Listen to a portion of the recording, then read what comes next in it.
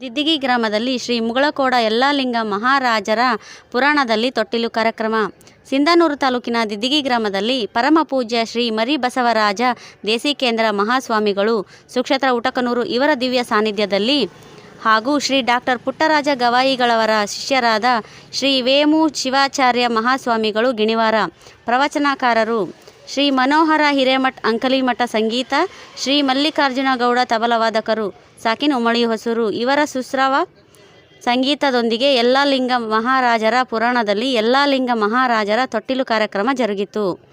ಈ ತೊಟ್ಟಿಲ ಕಾರ್ಯಕ್ರಮದಲ್ಲಿ ನೂರಾರು ಮಹಿಳೆಯರು ಭಾಗವಹಿಸಿದ್ದರು.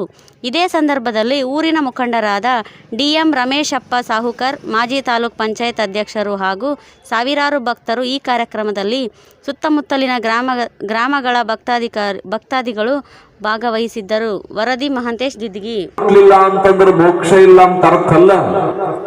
ನಾವೇನು ಹುಟ್ಟಿವಲ್ಲ ತಾಯಿ ಗರ್ಭದಿಂದ ಈ ಭೂಮಿಗೆ ಬಂದ ಮ್ಯಾಗ ನಾವು ಬಸವಲಿಂಗ ಶಿವಯೋಗಿಗಳಂತ ಗುರುವಿಗೆ ನಾವುಗಳು ಮಕ್ಕಳಾಗಲಿಲ್ಲ ಅಂದ್ರೆ ನಮಗೂ ಮೋಕ್ಷ ಇಲ್ಲ ಅಂತ ಅರ್ಥ. ಅದಕ್ಕೆ ನಿಜಗುಣರು ಬರೀತಾರ, ತಂದೆ ತಾಯಿಗಳಾದರೂ ಭವಬಂಧ ಕಳೆಯದೆ ಹೋದ ಮಕ್ಕಳು. ಸಾಮಾನ್ಯವಾದ ಸ್ತ್ರೀಗೆ ಅದು ಅಪೇಕ್ಷೆ ಇರೋದೆ, ಹೌದಿಲ್ಲವ? ಮಕ್ಕಳಾಗ್ಬೇಕು. ಮದುವೆ ಆಗ್ಲಿಲ್ಲ ಅಂದ್ರೆ ಮದುವೆ ಆಗ್ಬೇಕು. ಅದಕ್ಕೆ ಬರ್ತಾರಲ್ಲ, ಬಡತನಕ್ಕೆ ಉಂಬುವ ಚಿಂತೆ, ಉಂಬುವುದಾದರೆ ಇಡುವ ಚಿಂತೆ, ಇಡುವುದಾದರೆ ತೊಡುವ ಚಿಂತೆ, ತೊಡುವುದಾದರೆ ಹೆಂಡರ ಚಿಂತೆ, ಹೆಂಡರಾದರೆ ಮಕ್ಕಳ ಚಿಂತೆ, ಮಕ್ಕಳಾದರೆ ಬದುಕಿನ ಚಿಂತೆ, ಬದುಕಾದರೆ ಕೇಡಿನ ಚಿಂತೆ, ಕೇಡಾದರೆ ನಾವು ಹುಡುಗಲೆ ಎಷ್ಟು ಶಾಣರ್ ಅದ ಹುಡ್ರು. ಚಪ್ಪಲ್ ಹೊಡ್ರಿ ನಾವು ಎಂತ ಚಂದ ಬರೋದನಲ್ಲ ವಚನ. ಮರಣದ ಚಿಂತೆ. ಎಲ್ಲಾ ಪ್ಲಾಟ್ ತಗೊಂಡೆ, ಮನಿ ಕಟ್ಟಿಸಿದೆ, ಮಕ್ಕಳು ಕೈಗೆ ಬಂದ್ರು, ಮಕ್ಕಳು ಮದುವೆ ಮಾಡಿದೆ, ಇನ್ನೇನು ಮಕ್ಕಳು ಮೊಮ್ಮಕ್ಕಳು ಕಂಡು, ಇನ್ನೇನು ಮೊಮ್ಮಕ್ಕಳನ್ನ ತಗೊಂಡು ಹಿಂಗ ಕೈ ಮ್ಯಾಗ ಎತ್ತಿದೆ, ಗೋಣ್ ಹಿಡ್ಕೊಂಡು ಇವಾಗ ಡಾಕ್ಟರ್ ಹೇಳ್ತಾನ, BP ಖಾರ ತಿನ್ನಬೇಡ, ಚಾ ಕುಡಿಬೇಡ. ಖಾರ ತಿನ್ನಬೇಡ, ಮತ್ತೇನ್ ಮಣ್ಣು ತಿನ್ಬೇಕನ? ಎಷ್ಟು ಚಂದ ಇಟ್ಟನಲ್ಲ ದೇವರು. ಅದಕ್ಕೆ ಹೇಳ್ತಾರ, ಜನನ ಮರಣ ಶೋಕ ರುಜೆ ಜರಬಡಿ. ಹುಟ್ಟಿನಿಂದ ಹಿಡ್ಕೊಂಡು ಸಾವು, ಹಸಿವು, ಬಡತನ, ದಾರಿದ್ರ್ಯ, ಕಳಂಕ, ರೋಗ, ಮರಣ ಇವೆಲ್ಲದರ ಭಯಗಳನ್ನ ದೇವರು ನಮಗೆ ಇಟ್ಟೇ ಕಳಿಸಿದಾನ, ಸುಮ್ಮನೆ ಬಿಟ್ಟಿಲ್ಲ.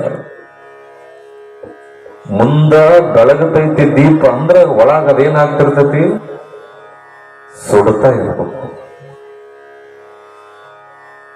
ಆದರೆ